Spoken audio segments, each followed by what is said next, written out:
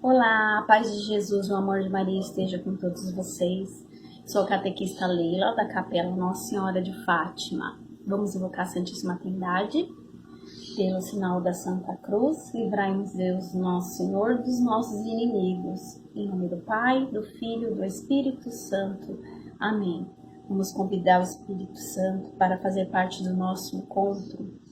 Vinde, Espírito Santo, enchei os corações dos vossos fiéis e acendei neles o fogo do vosso amor.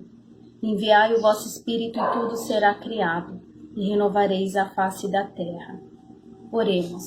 Ó Deus, que instruíste os corações dos vossos fiéis com a luz do Espírito Santo, fazei que apreciemos retamente todas as coisas segundo o mesmo Espírito, e gozemos sempre da sua consolação, por Cristo, Senhor nosso. Amém. O evangelho de hoje, o evangelho de domingo, o qual faremos, está em São Mateus, capítulo 13, versículo de 1 a 23. A parábola do semeador. Naquele dia saiu Jesus e sentou-se à beira do lago. Acercou-se dele, porém, uma tal multidão que precisou entrar numa barca. Nela se assentou, enquanto a multidão ficava à margem, e seus discursos foram uma série de parábolas. Disse ele: um semeador saiu a semear, e semeando, parte da semente caiu ao longo do caminho. Os pássaros vieram e comeram.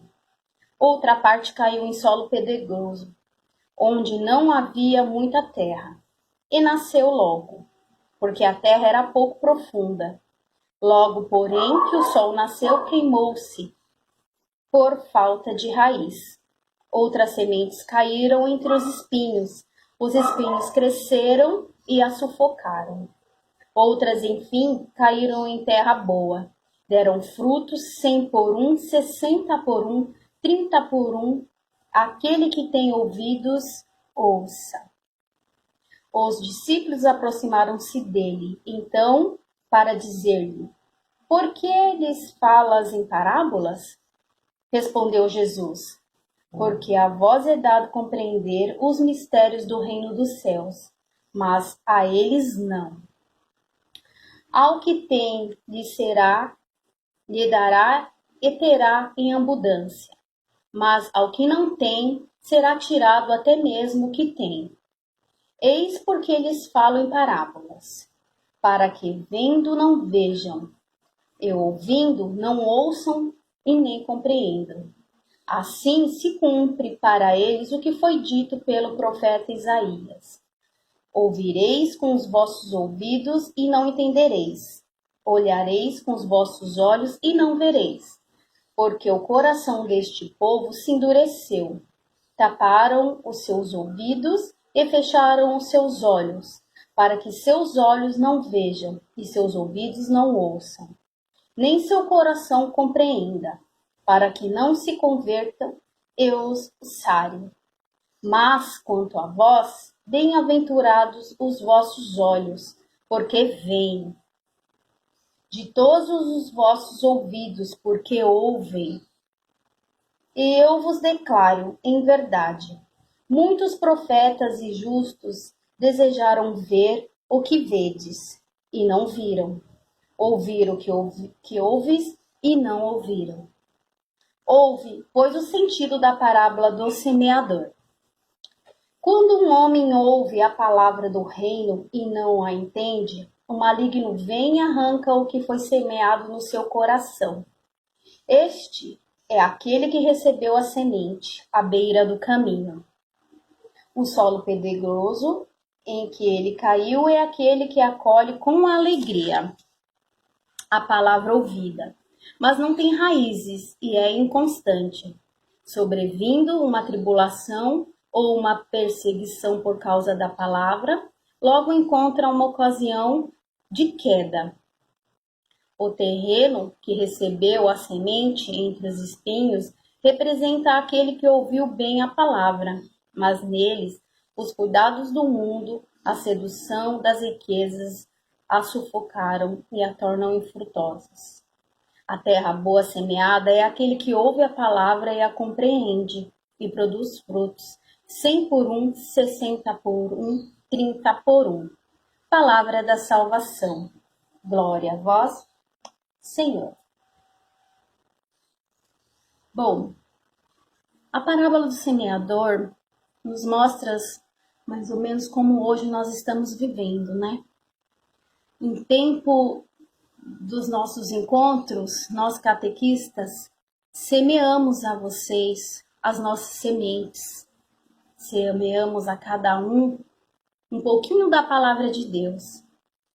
Mas basta nós querermos ser a semente boa e fértil para poder dar frutos e continuarmos nessa caminhada. Ou então, deixaremos que venha um pássaro e leve essa palavra que foi semeada com carinho em nosso coração, nos distanciando de Deus, às vezes nos levando para outros caminhos. Que não nos permitamos que isso aconteça, porque aqui mesmo queremos ser semente e terra fértil. Assim como um dos nossos santos que a igreja está celebrando foi para nós, São Bento. São Bento é um maior exemplo de semente que frutificou.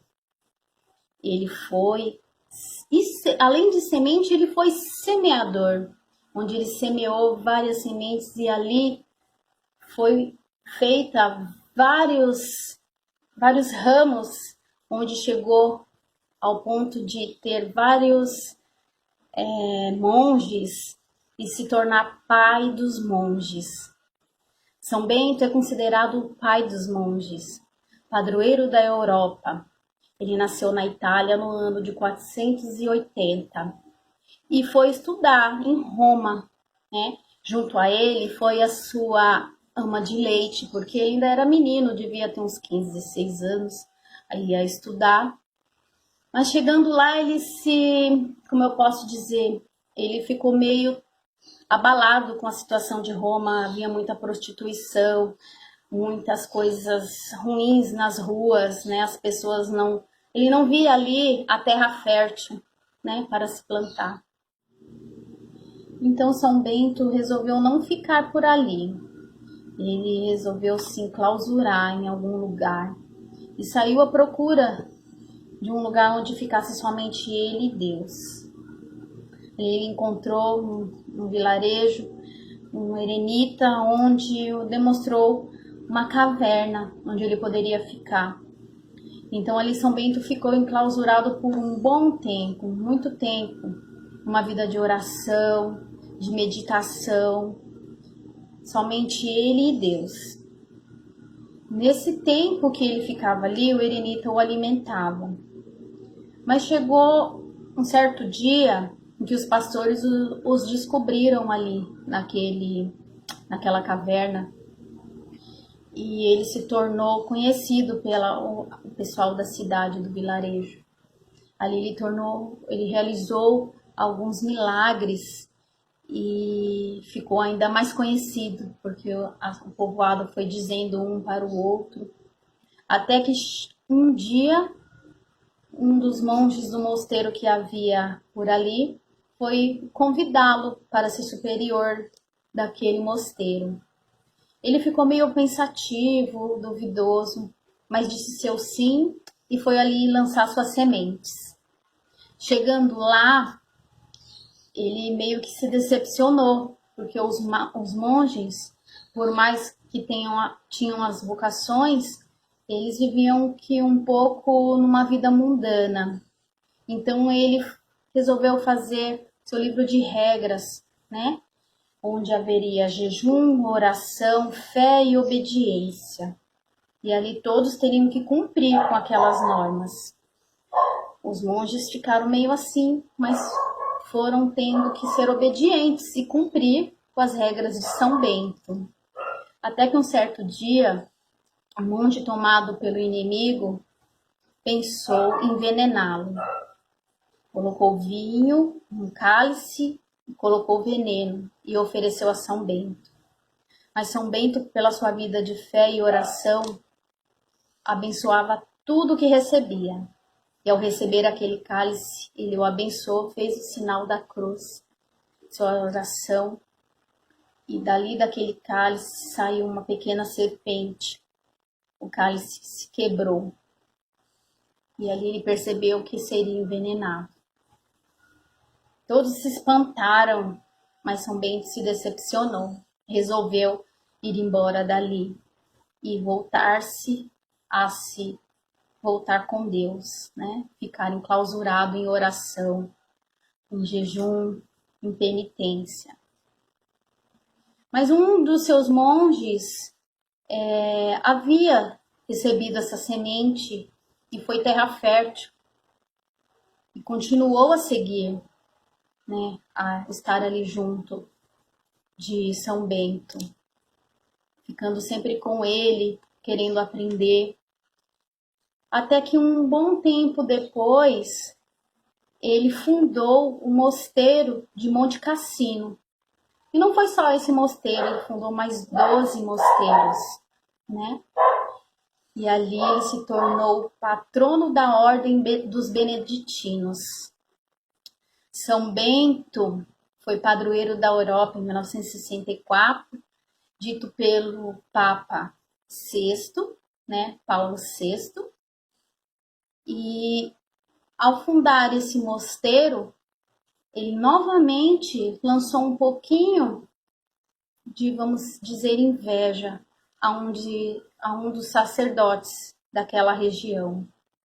Esse sacerdote o enviou um pão novamente envenenado, dizendo que seria a forma de reconciliação.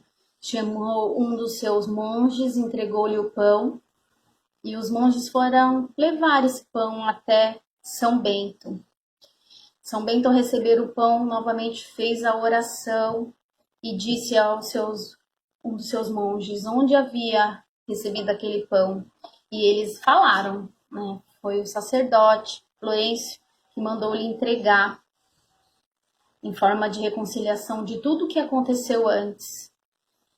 Mas ele já sentiu que o pão estava envenenado. Pediu para que um dos seus monges levasse até a colina e desse para um corvo que lá estaria para levar para um lugar onde ninguém pegasse nem comesse aquele pão. E mais uma vez ele se decepcionou. Mas um certo tempo depois, esse sacerdote veio a morrer.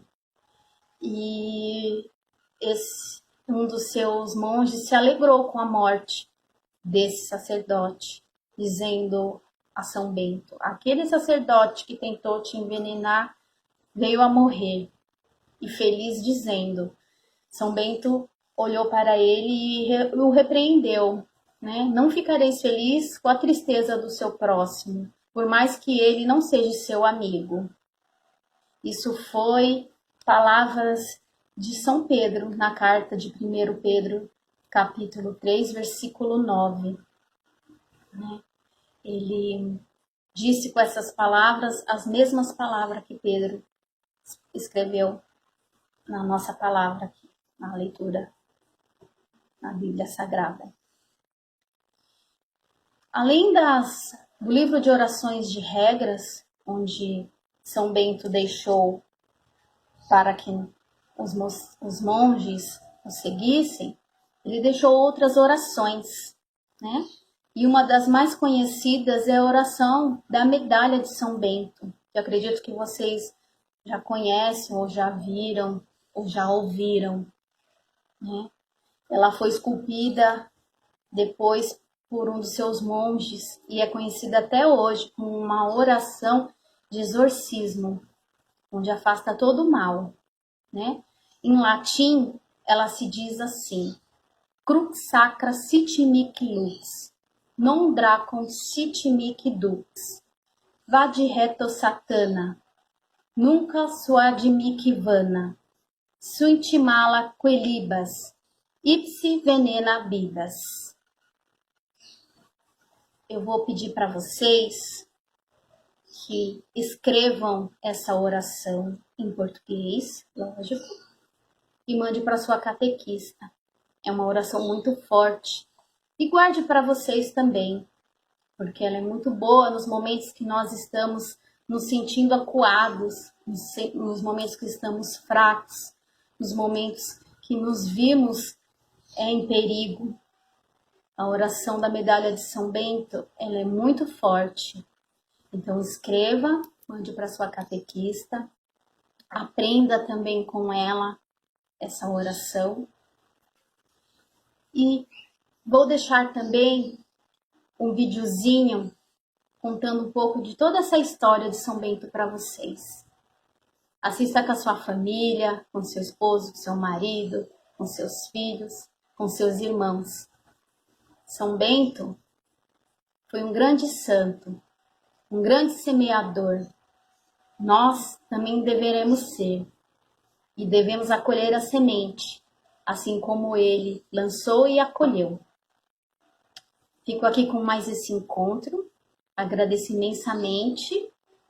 Estamos e permaneceremos com a Santíssima Trindade. Em nome do Pai, do Filho, do Espírito Santo.